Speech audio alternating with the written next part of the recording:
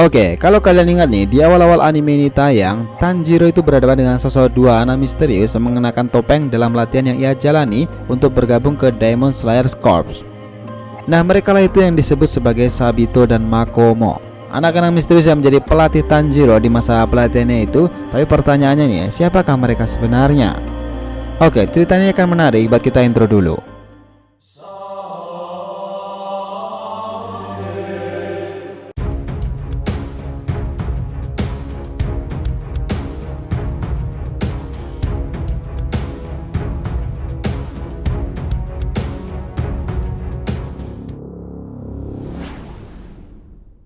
Hai guys, welcome back to the RTV channel. Dimana kali ini kita akan kembali lagi ke pembahasan anime Kimetsu no Yaiba nih. Di kesempatan kali ini kita akan ngebahas lebih lanjut mengenai Sabito dan Makomo, dua anak misterius yang dihadapi Tanjiro di masa pelatihannya dahulu. Oke, Sabito dan Makomo pertama kali itu sebagai dua orang anak misterius yang muncul di tengah-tengah masa pelatihan Tanjiro untuk menjadi seorang Demon Slayer di bawah bimbingan Sakonji Urokodaki yang merupakan mantan pilar air. Nah, ketika Tanjiro berusaha melaksanakan tugas terakhir yang diberikan oleh Urokodaki untuk membelah sebuah batu besar menjadi dua bagian, Tanjiro itu tengah berusaha keras, tiba-tiba dikejutkan dengan kehadiran dua orang anak bertopeng misterius yang muncul entah dari mana. Dan dia memberikan kritikan keras atas Tanjiro dan juga teknik berpedang yang ia gunakan. Dialah Sabito. Dan di sisi lain ada seorang anak perempuan yang berada bersamanya, dan dialah Makomo. Nah, mereka berdua ini hadir di hadapan Tanjiro untuk melatih Tanjiro secara keras agar dia bisa lulus ujian Demon Slayers dan bisa mewujudkan keinginannya itu sendiri. Dan disitulah Tanjiro bertarung keras melawan Sabito. Hingga di satu titik Tanjiro pun berhasil membelah batu besar tadi yang nampaknya mustahil untuk dibelah menjadi dua tepat di tengah-tengah batu itu. Nah, bersamaan dengan terbelahnya batu itu, topeng yang dikenakan Sabito pun terbelah juga tepat di tengah-tengahnya. Nah, ini nampaknya wajah Sabito yang tersenyum hangat kepada Tanjiro nih. Seakan-akan ia sangat puas dengan kemampuan Tanjiro yang meningkat tajam seperti yang ia inginkan.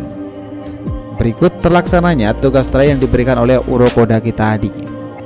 Nah, Sabito sendiri dan juga Makomo di sini tentu sangat berjasa demi lulusnya Tanjiro dari tugas yang diberikan Urokodaki, dan secara tak langsung juga atas kelulusan Tanjiro di ujian akhir menjadi seorang Demon Slayers. Tapi ternyata nih diketahui bahwa anak-anak ini ternyata adalah hantu yang mana mereka berdua sudah lama mati di tengah Demon Hand, yang pada akhirnya dikalahkan juga oleh Tanjiro di ujian akhir untuk masuk ke Demon Slayer Corps sendiri. Ya, kalian gak salah baca nih, dan mungkin saja ini sudah menjadi pengetahuan umum buat kalian, baik penonton maupun pembaca chapternya sendiri, bahwa Sabito dan Makomo itu sudah lama mati. Tapi siapakah mereka sebenarnya nih? Kenapa mereka sampai sekeras itu melatih Tanjiro? Oke, di sini kita akan mulai spoiler lebih lanjut nih. Jadi buat kalian yang nggak mau kena spoiler lebih lanjut lagi, silahkan tutup video ini dan bisa ganti melihat video lain yang sekiranya kalian suka.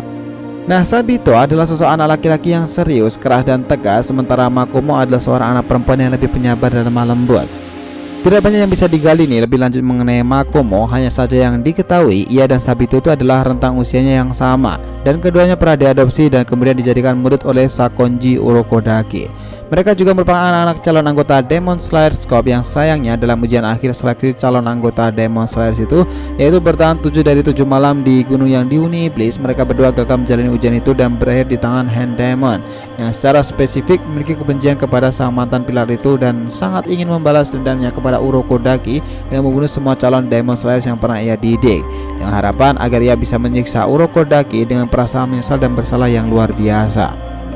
Mereka pun juga bukan anak-anak biasa nih, karena peran mereka ternyata jauh lebih besar dari apa yang kita kira. Secara spesifik yaitu Sabito, kalau kalian perhatikan motif dan warna dari kimono yang dikenakan oleh Sabito ini mirip sekali dengan motif dari setengah kain Haori dari Giyu Tomioka, sang pilar air. Nah, kenapa begitu? Apakah ada hubungan di antara Giyu dan Tomioka dan juga Sabito ini? Nah, jawabannya tentu ada. Bahkan mereka dulu tuh saling mengenal satu sama lain karena mereka berdua dahulu adalah teman seperjuangan. Sabito dan Giyu bisa menjadi sahabat baik karena mereka berdua memiliki latar belakang dan kepribadian yang mirip. Mereka berdua berasal dari orang yang tidak memiliki keluarga, di mana Giyu kehilangan kakaknya karena iblis, sementara Sabito adalah anak yatim piatu yang orang tuanya tidak diketahui dan diasuh oleh Sakonji Urokodaki. Nah, kesamaan nasib inilah yang membuat hubungan di antara Sabito dan juga Giyu ini sangat dekat, bahkan nih hampir mendekati kedekatan antara saudara. Mereka pun dilatih bersama-sama menjadi calon pilar air oleh Urokodaki, dan kemudian mereka pun mengikuti ujian akhir untuk masuk ke Demon Slayer Corps.